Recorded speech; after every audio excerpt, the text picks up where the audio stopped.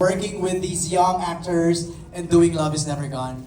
Oh my, this is one of the experiences I've had that will really remain in my heart. Kasi I really enjoyed this set. It was my first time to work with Direk Manny, Direk Jojo. I've worked with Josh, but I've worked with Jane. But this is the first time na mas matagal yung pagsasama namin ni Josh at saka ni Jane. First time with Ivana. First time with Ara also. With Epi, we've done something before. And of course, the newcomers, like sila Jameson, si Fiang, at saka si JM. Una-una, yung character ko, I really enjoyed playing him. He really grew on me na every time na may taping kami, sobrang excited ako, looking forward sa mga eksena. Because Divino is really a very, how should I put it? He's a colorful character. He's very complex. Ang dami-dami niyang pinagdaanan at ang dami-dami niyang pinagdadaanan. And of course, like I said kanina, dun sa the making, he has his own little secrets. I'd like to congratulate Josh, Ivana for a wonderful job based on the first episode. I did not expect that it would come out this way. I worked with Josh in It's Okay to Not Be Okay, and then watching him here, masasabi ko talaga isa siyang ganap na artista kasi two different characters. Two completely different characters na talagang nagmarka. Yung difference from It's Okay to this. And then Ivana, what revelation. Hindi ko siya in-expect. And I also want to give a special mention to, I told her this na for a newcomer, she really has something to offer. And I believe that she will be one of our future best actresses, si Fiang. Wow! Magaling siya. She knows her job. She knows her character. Yun, magaling siya. In general, magaling siya. And she, like I said, she has the potential to be a really great actor. Wow! Thank you, dear Michael. We want to hear from Miss Dina Bonnie B. Welcome back to ABS-CBN after a long time. This is my comeback to ABS, not my comeback. First, after a long time. After a long time. Dreamscape. So I'm also very happy that I was given this role. I've worked with Direct Jojo many times, and Direct Manny Palo, parang he took the place of one of the directors before sa Blood Sisters. Noong una medyo natakot ako, sabi ko, no, Manny Palo. But then, when he worked kasi with us sa Blood Sisters, sabi ko, magaling siyang director kasi he's very meticulous with the characters, with the script. Nakikialam siya, bakit ganito, ganyan, inaayos niya. So, anyway, long and short of it, I was very happy to have been offered the role. And I worked naman with Mike. Jameson is the first time. Jane also first time. But I really wanted to work with Joshua kasi nung napanood ko siya sa movie na he had a movie with Julian. Sabi ko, galing ng batang to. Gusto kong makatrabaho. And then, I saw him pa again sa yung movie niya with Maricel.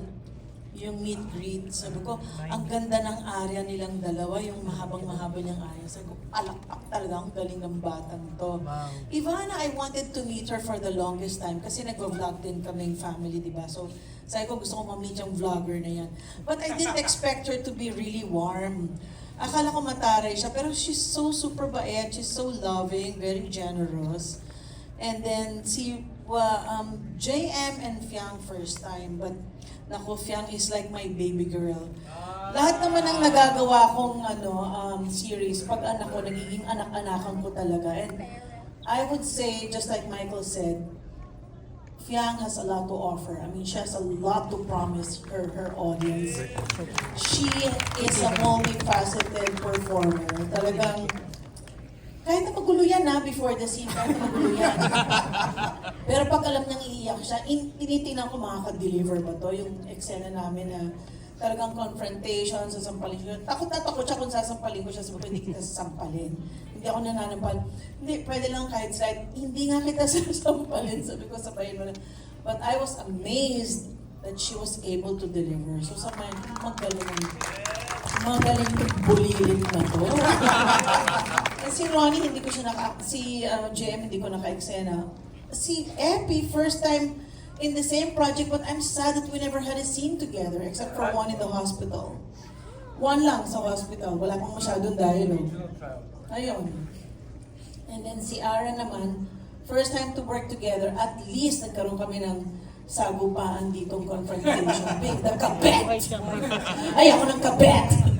So yun. And si Ivana also is a revelation kasi akala ko si Ivana, vlog lang yan. But then, you know, si Ivana kasi knows how to use her eyes na talagang makes her eyes the windows of her soul. So very, alam niyang gamitin ang mga mata niya. Eh lalo na si Joshua naman talagang maaantig ka sa acting niya eh. Minsan kahit na walang dialogue, presence niya lang, yung mata niya lang, sabi ko, ano pang batang to.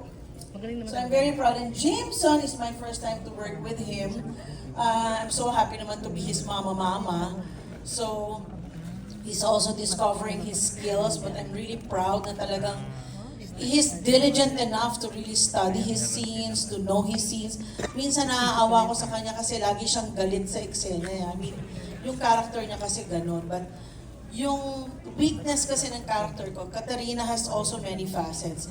I love playing the role. I actually played with the role.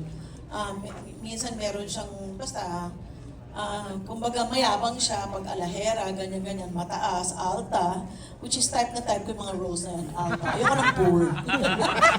And then, mahirap kasi mainit eh, pag doon ang shooting, ayoko. Pero pagdating nga kay Divino, naiinis ako sa mga pambababae niya. But yet, I'm not so kawawa naman to run after him. Parang sabi ko nga parang a man who's easily taken is public property and it's not my business to run after something that's publicly owned. I know me. Diba? Parang you know yourself. Nakakatuwa. Basta one thing that I really liked about working in this set, para kaming family. Pag nasa room kami nila, Jane, si Fiang, ang gulo-gulo namin, tawanan lang kami ng tawanan. For the first time, I felt like I wasn't 64. I felt like I was in my 30s or 20s kasi giggling talaga kami, all the mga kilig days ng mga mako. If the walls only had ears. At saka ang sarap sa set na to kasi madalas magpakain ng mga direktor. Ay, yun naman pala. That's a secret. Ang dalas magpakain, ang sarap naman magluto ni Direk Jojo. Ay, grabe. So, bonggang-bongga na nakasama ko sa project na to. At sana may next. Yun. Makakain uli ako. Thank you, Miss Dina. Grabe. Floating on cloud nine si Fiang, si Ibarra, saka si Joshua sa mga sinabi ni Miss Dina. Ara, ikaw naman. How does it feel to be part of Love Is Never Gone? I never expected na magiging part ako ng show kasi ako yung pinaka-late na pumasok sa Last edition. na pumasok na dito sa cast. And hindi naman po ako nagdalawang isip na tanggapin yung kasi like what Miss D told earlier na nung pinanood niya si Joshua na magaling si Joshua, sabi ko napanood ko na rin siya. Sabi ko magaling tong batang to. So nung in-offer na magiging mom ako ni Joshua, okay. So parang hindi ako nagdalawang isip. I don't think na mahirapan akong maging katrabaho siya, which is hindi talaga. Hindi ako nagkamali sa pagtanggap. And I've worked with Miss D long time ago. Sobrang tagal na and happy ako naka-work ko siya. And of course, si Kuya Mike with Provinciano, pero hindi kami magka-eksena doon sa Provinciano. And this is my actually comeback after 4 years sa serye. So, sa Dreamscape. And thankful ako sa Dreamscape for getting me here dito sa Rita Crisanto role. And si Jameson, I've worked with him before. And si Jane din also, araw-gabi before, tagal na rin. And iba na, long time din, tagal na yun. So marami ka na naka-work in this Araw-gabi cast. din, araw-gabi din. Wow. And first time with JM and Fiang, nag-enjoy ako katrabaho sila.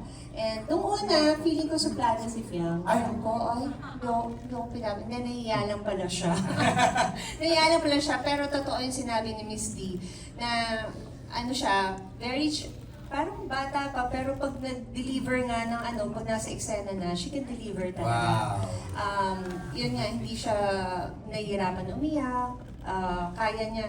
Lalo na yung eksena natin, basta may eksena tayong grabe paulit-ulit, hindi ka naubusan ng luha. ng emotion. Paulit-ulit yun, nakakapagod.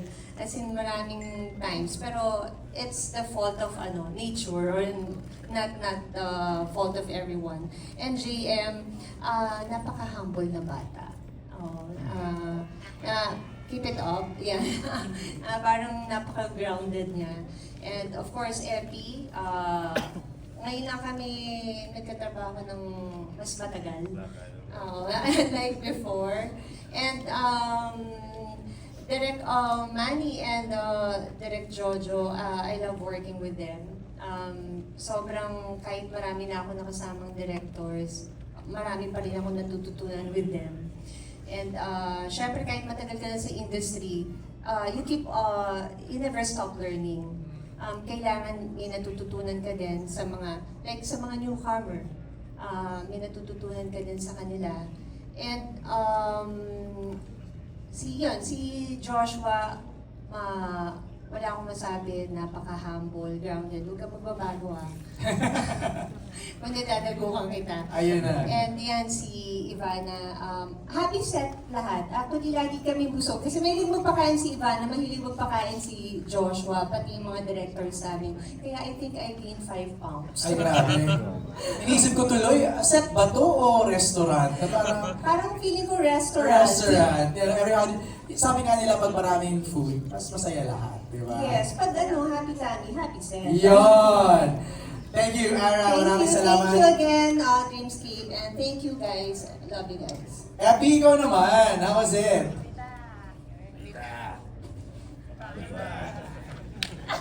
Actually, I have not worked with everyone Fresh na lahat. except for Kuya Mike.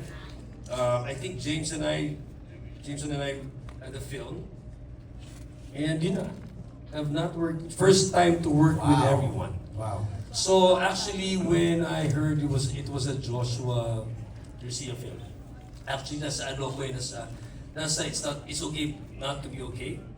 Pero I had one scene and hindi kami magkasama. So when I heard it was a Joshua Garcia film, sabi ko, okay, I want to work with him. Tapos, of course, on set,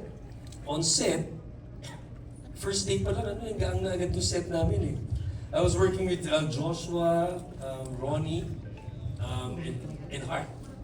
So sa set pa lang, tininan pa lang namin, okay. Kumakapa pa rin ako. So eventually, it became, ang dali makuha ng relationships. Ang dali namin nakuha yung relationships because we were just openly discussing our roles. Kung saan kami nagkamali. We openly admit it and we laugh at it. But we make sure that we get it right. Diba? So, and of course with our directors, with the two directors, they make sure we get it right. Kasi kung hindi magagalit si MP. And of course with the young actor, puro revelation, especially Ivana, I was watching you. Kasi yung scenes namin ni Ivana towards the end na mas action na But I was watching you and Josh kanina, di ba gumagano ako sa inyo? It's not, hindi sa kissing scene. Doon sa love scene. Doon sa scene na nasa sementeryo sila. I think it was not overacting. It was just right, exacto for that scene. Kumbaga, Tamang timpla. Tamang timpla yung Kaya ako gumagano. Because sometimes when I watch, lalo na pag mga serye, ang taas minsan nung, di ba, pag-arte. Ito, tama-tama yung timpla. And I think Josh with the nuances for his character as Teo, nakikita natin yun. Diba? And then of course, yung mga sila James, sila Fiang, sila JM, makikita mo yung yung promise na alam mo na yung next generation mga artista natin. It's just really a good ensemble. So, Alright. thank you for the opportunity, Prime Video and Dreamscape. Alright. Thank you, Epi.